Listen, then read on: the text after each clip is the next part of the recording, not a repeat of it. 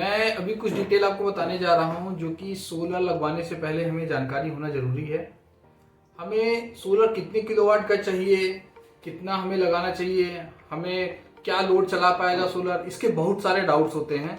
तो हम चाहते हैं कि एक साइट विजिट से पहले एक जनरल इन्फॉर्मेशन देते हैं जिससे आपके सारे क्वेश्चंस क्लियर हो जाएं।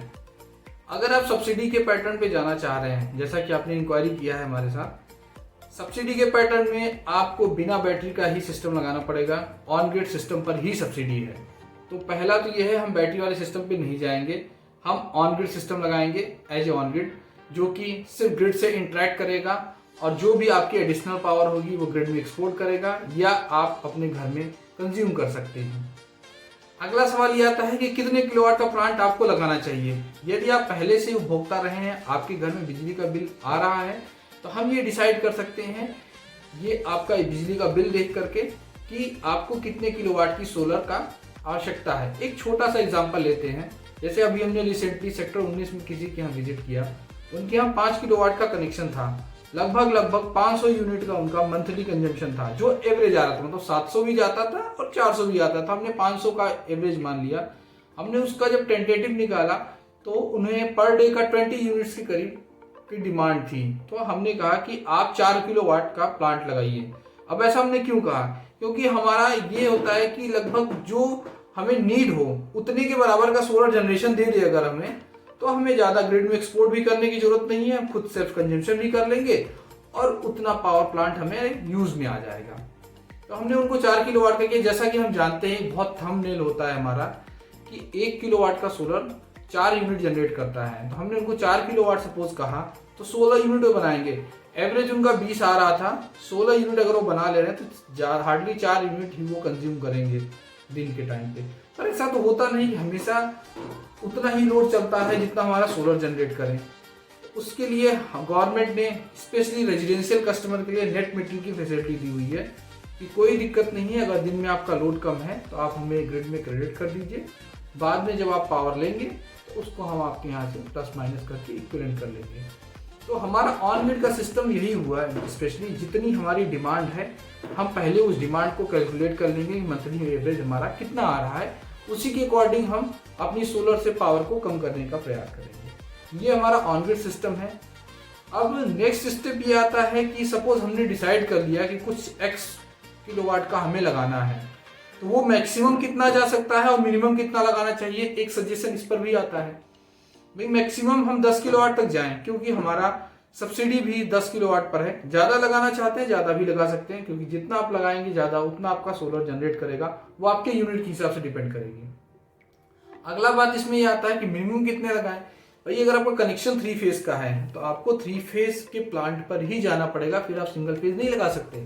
अगर क्योंकि मैक्सिमम डिस्कॉम मैंने देखा है जो कि अलाउ नहीं करती है 3 फेज पर आप सिंगल फेज का लोड दें। अगर आपका किलोवाट 10 किलोवाट का कनेक्शन है तो आप सोच रहे हैं 3 किलोवाट में लगा लेता हूँ, थोड़ा सा मेरा बिजली का बिल कम वो हो सकता है टेक्निकली गलत हो जाए डिस्कॉम की तरफ से।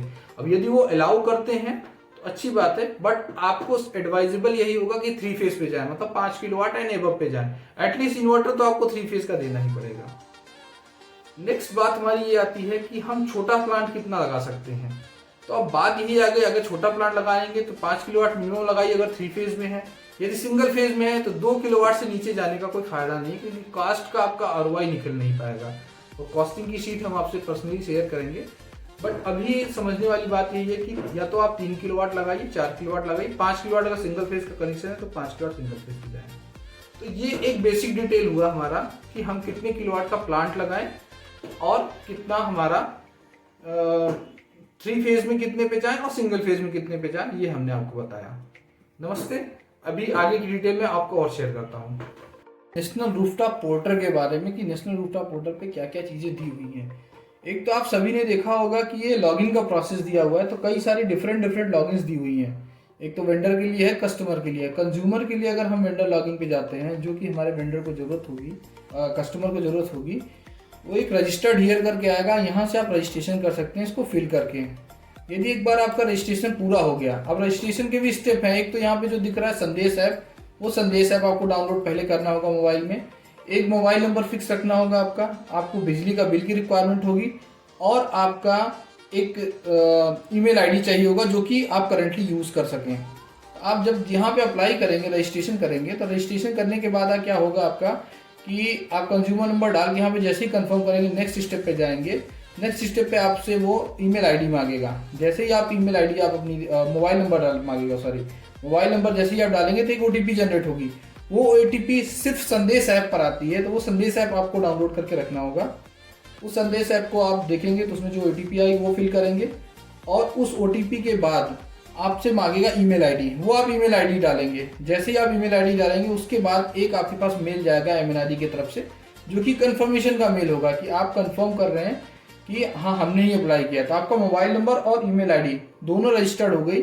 उसके बाद आप लॉगिन पे जा सकते हैं। जैसे ही आप लॉगिन पे जाएंगे तो आपका फिर से वही अकाउंट नंबर मांगेगा, जो आपका बिजली का बिल का नंबर है वो, प्लस मोबाइल नंबर मांगेगा। आप उसके बाद लॉगिन का जैसे ही ऑप्शन डालेंगे वो आपसे फिर से ओटीपी मांगेगा, जो कि संदेश ऐप पे गया होगा। जब आप उस ओटीपी पे आप डाल लेंगे तो उसके बाद आपकी लॉगिन हो जाएगी। लॉगिन होने के बाद आपका फॉर्म फिलिंग का प्रोसेस शुरू हो जाएगा कि आपको फॉर्म जो भरना है। एक तो आप बिजली का बिल अपना अपलोड करेंगे, दूसरा आप उसमें बिजली का बिल अपलोड करने के बाद सेंक्शन लोड बताएंगे कितना है। फिर आपसे पूछेगा कि आप 3 फेज लगाना चाह रहे हैं या सिंगल फेज लगाना चाह रहे हैं, तो वो सिंगल फेज या 3 फेज सिलेक्ट कर लेंगे आप। फिर पूछेगा कोई पहले से तो नहीं प्लांट लगाया आपने, ये लगा रखा है, तो वो इन्फॉर्मेशन देनी है। यदि आप नया रिफ्रेश अप्लाई कर रहे हैं तो फ्रेश अप्लाई के लिए आपको जितना किलोवाट का लगाना चाहते हैं, लेट से 10 किलोवाट का आपका सेंक्शन लोड है, 10 किलोवाट ही लगाना चाह रहे हैं आप, तो 10 किलोवाट आप सिलेक्ट कर सकते हैं।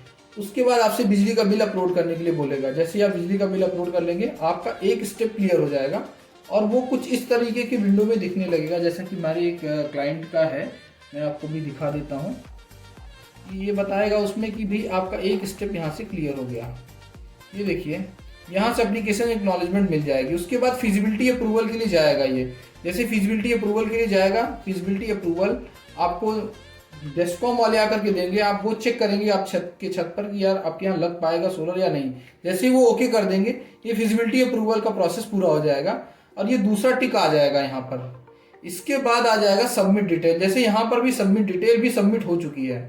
इस जो सबमिट डिटेल आएगा इसमें आपको एक मॉडल एग्रीमेंट मांगेगा। मॉडल एग्रीमेंट कैसे होता है वो हम एक बारी अभी चेक कर लेते हैं कि मॉडल एग्रीमेंट बनता कैसे। हमारा उनके साथ जो मॉडल एग्रीमेंट बना था वो मैं आपको एक बार दिखा देता हूँ कि मॉडल एग्रीमेंट बना कैसे है। ये मॉडल एग्रीमेंट यहाँ से आप डाउनलोड कर सकते हैं। यहाँ से डॉक्यूमेंट्स अब डिफरेंट दिए हुए हैं। आप अगर यदि मॉडल एग्रीमेंट में जाएंगे, एक काम करता हूँ मैं अपने वेबसाइट से दिखाता हूँ। मैंने एक एक चीज़ों को जो है लाइनअप करके रखा हुआ है इसमें। एक हैंग ऑन, ये है हमारा। ये एक तो प्रोसेस दिखाया गया सोलर सब्सिडी का कैसे किया। स्टेप टू अप्लाई जैसे मैंने एमएनआरई से लिंक कर रखा है तो डायरेक्ट स्टेप बताने लगा ये कितना होगा। सब्सिडी अमाउंट कितना आपका आएगा ये डायरेक्टली यहाँ से क्लिक करेंगे आपको दिखाने लगेगा। यहाँ पे फोटोग्राफ्स कैसे अपलोड करने हैं वो आप क्लिक करेंगे सीधे आपको मिल जाएगा। मॉडल एग्रीमेंट आपको चाहिए, मॉडल एग्रीमेंट यहाँ पर दिखेगा। यही मॉडल एग्रीमेंट जो मैं आपसे बात अभी कर रहा था, यहाँ पर ये अपलोड करने की जरूरत पड़ेगी आपको। जो आप अपलोड करेंगे उसके बाद जो है आपसे बाकी डिटेल मांगा जाएगा, फोटोग्राफ्स और ये सारी चीज़ें डिटेल इस तरीके से सबमिट करके बाद में इंस्पेक्शन स्टेटस पे चला जाएगा। तो यहाँ पे यदि आप देखेंगे तो इंस्पेक्शन स्टेटस पे ये हमारा इस तरीके का कुछ आ जाएगा विंडो, जो कि डेस्कॉम वाले इंस्पेक्शन करके आपका नेट मीटर लगाएंगे और बाकी प्रोजेक्ट का कमीशनिंग स्टेटस हमें देंगे और उसके बाद आपका बैंक डिटेल अपलोड करके आपके पास सब्सिडी रिलीज हो जाएगी। तो ये कुछ सब्सिडी रिलीज करने का प्रोसेस था। बीच में हमने अभी यहाँ पे एक अभी स्टेप आपको बताया नहीं कि क्या बिल ऑफ मटेरियल यूज होगा, क्या उसका टेक्निकल स्पेसिफिकेशन हो गया, क्या क्वालिटी स्टैंडर्ड हो गया, ऑपरेशन और मैनेजमेंट की गाइडलाइन क्या है, ALMM लिस्ट क्या है और ALMM डिक्लेरेशन एक होता है, सर्टिफिकेट मांगती है गवर्नमेंट, वो बना करके आपका जो सप्लायर है, मॉड्यूल सप्लायर है वो देगा। वो सारी चीज़ें इसमें दी होंगी।